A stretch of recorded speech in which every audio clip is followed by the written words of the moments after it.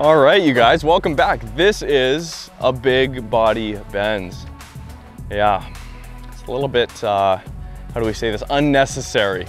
Don't you guys agree? It's the 2022 GT53 AMG. Of course, it's the younger brother to the GT63, which momentarily, yes, discontinued for this model year, but it will make a big return next year, which we'll get to. Can it separate itself from both the CLS53 AMG and the E53 AMG, which I drove not too long ago and which both have the same engine under the hood? Is it a real AMG, or have they just continued down the road of diluting the brand, which is so incredibly sad to see? So let's go find out. All right, shall we start this video with a launch? I feel like it's only proper that we do that. Okay, so we will go from comfort into sport plus. Actually, no, scratch that. We'll go straight into race. As you can hear, the AMG exhaust got a little bit louder, and then we should be able to turn traction control off, which with the AMG GT center console here is very easy. All right, left foot on the brake, right foot just a little bit on the gas to build a little bit of boost.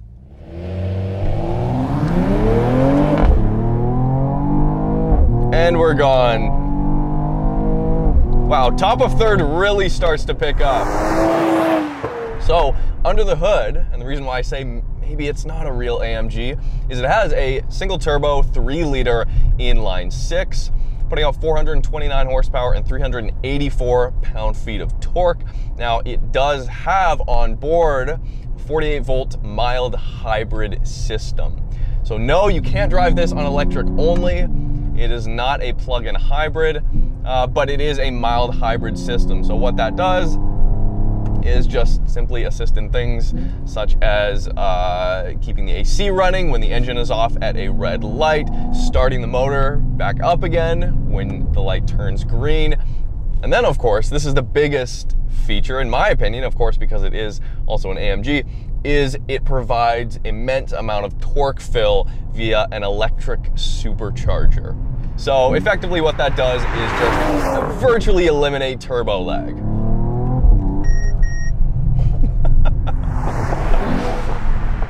All right, we'll dial it back down to Sport Plus. So there have been a few changes. They have gone with this kind of 4-post setup here, and in this particularly spec'd one, we have 2 tones of Nappa leather on the steering wheel.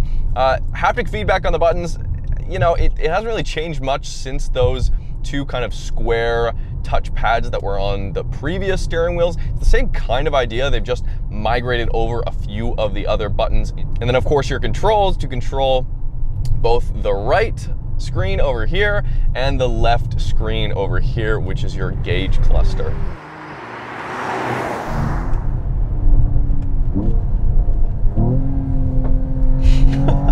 Loud cracks from the AMG exhaust. Should we try doing another quick launch here? Why not? Let's go. Manual mode this time.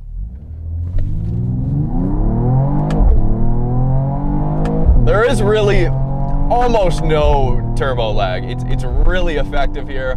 I love that it's not a plug-in hybrid.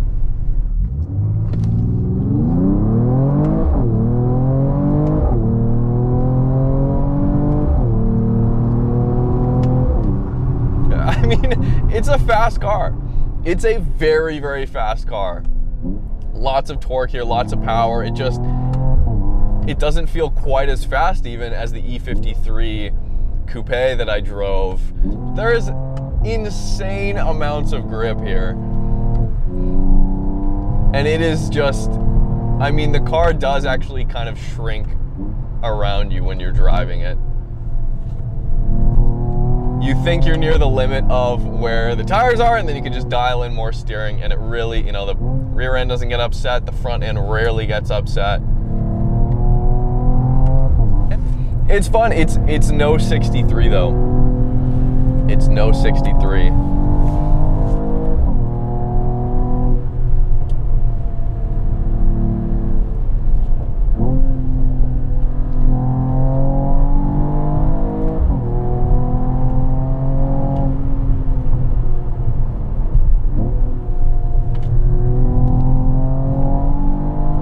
There's no button on the center console here that will just allow you on the fly to exhaust open, exhaust closed.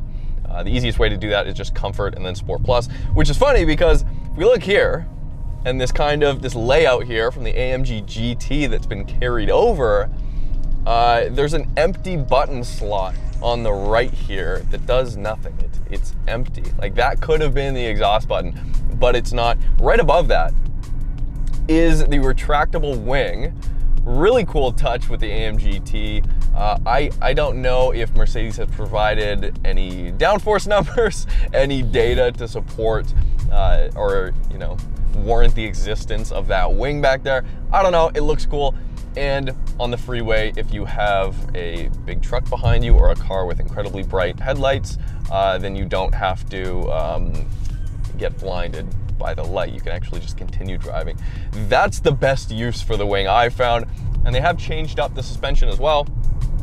Optional here is the AMG Ride Control Plus, but they have tuned the dampers here. So effectively, what AMG says is that there are new valves on the dampers in combination with the air suspension. But what the new valves will do is basically they can adjust the rebound and compression continuously. It can adjust them separately. And what they say is there's basically just a bigger gap between your Comfort mode and your Sport Plus mode here on the street. It rides really good. So in the S580, the new S-Class, I mean, that thing is just a yacht. It rode incredibly well, and I had never up until that point really felt a car with air suspension that rode quite like that. It kind of had two layers, so to speak, with the suspension. There were the dampers, which kept the car very composed in the corners and very flat and planted when it needs to be, but also the air suspension side of it kept a incredibly supple ride. Like, it just floated over everything. So what I'm feeling here, like, the GT53 has that kind of same feel, just dialed way down to a more hunkered down sport GT feel rather than a floating luxury car. But it's the same, like, I can feel the underpinning still there, the air suspension, just put to a different use here effectively, and it rides incredibly smoothly. The 9-speed's great here. In Comfort mode, it's really seamless. It will rarely go above 2,000 RPM. You're just lightly pressing the gas. You're kind of just on your commute, not really thinking about the back roads and going fast. Maybe you have some passengers, you got some drinks in these massively deep cup holders up here, in which you can actually take out the cup holder tray on a side note. But if you don't want to spill those, then we can put it in Comfort mode. And it's really docile. It gets 19 miles to the gallon in the city, and it's rated at 25 on the highway. My average, actually, let's just quickly check. That's neutral. See, this is the other thing. I just accidentally put the car in neutral because the gear shift lever here is in fact used as a palm rest for the touchpad, which I wouldn't mind. And I don't, that's actually the first time this entire week that that's happened, but it's a little bit far back. I don't know why they didn't stick with the traditional stock up here. While it is nice to be a little bit more minimalist, I suppose, and get rid of stuff like that. That's, you know, it's a little bit of a thing. So the screens here are incredibly customizable. They have made this center one a touchscreen. I know in the earlier models, it was not a touchscreen, but now you have the option using the touch or the touchpad, which it's all right. You know, touchscreen for me is a little bit better in this scenario. I'm not the biggest fan of the learning curve with the Mercedes touchpad, but here, if we go to the center display, change the display to Super Sport, we get a big old tack in the center of the gauge cluster, Sport Plus, manual mode, and the car just absolutely transforms. Because it has the sport differential in the back, you can send 100% of the torque via 4MATIC Plus to the rear wheels. But what the GT53 is it's supposed to be an AMG GT with room for more people. And actually for 2022, they have added the option of a 5th center seat there, a center seat in the back versus just 4. But effectively, it is based on the E-Class. So it is very closely related to the E53 AMG I drove recently. I drove the Coupe. There's a sedan version of that car that has a little bit less cargo space than this, but it's also related to the CLS 53 AMG. I think that's its closest competitor, but the thing you have to take into consideration, or maybe you don't, is the price of the vehicle. This does cost a whole $20,000 more than that CLS 53 AMG. On the top part of the dash here, we do have this ash gray open pore wood. Looks phenomenal. I love this a lot more than, let's say, a carbon fiber trim, which you can get optioned here, because it is a little bit more of a GT car. Although it is the most sporty, huge, mega Goliath of a sedan that Mercedes currently has, AMG currently has, to me, this, it's still nice to drive as a luxury car. So I like the wood here.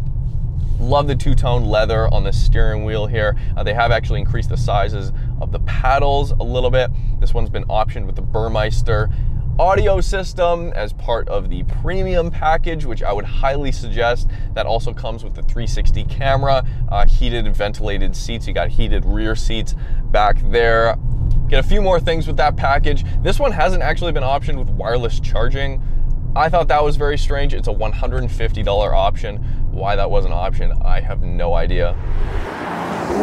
This is a massive vehicle. Let's not get it wrong. This is a massive vehicle, and while when you start pushing it, it does shrink a little bit, it's huge. And it is, in fact, heavier than the GT63 AMG, which has 630 horsepower, whole 200 horsepower more than this. But if you guys haven't figured it out yet, Mercedes took a year off from that GT63 AMG. They're bringing next year another GT63 AMG version of this car with 800 plus horsepower and over 1,000 pound-feet of torque. Look out for that. That's going to be mental. And while I think, AMG has diluted the AMG brand a little bit, not only that, they've diluted their halo car. The AMG GT, is the rear-wheel drive sports car, supercar, streetable production car. That's their halo. And of course, there's the AMG Project 1. But I can't help but think back to the SLS AMG Black Series and what that car did for the brand. That is a hardcore AMG and a 6.3 V8. And I don't think AMG's come close to matching that since that car was released. Big cracks from the exhaust on that one.